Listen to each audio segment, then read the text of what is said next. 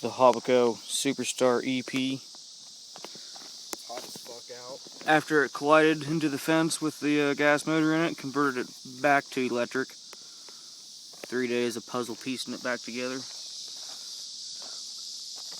And Gorilla Glue. Homemade ailerons. We're gonna see if it flies.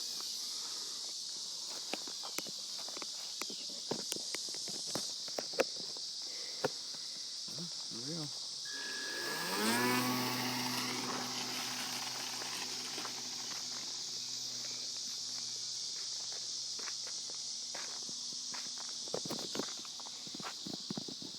Doesn't have a lot of power.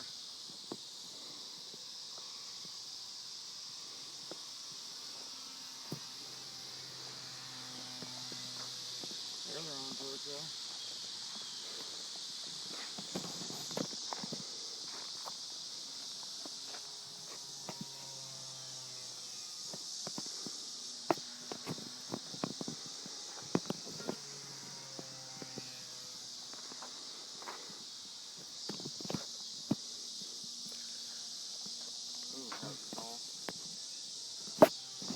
This video's gonna suck, man.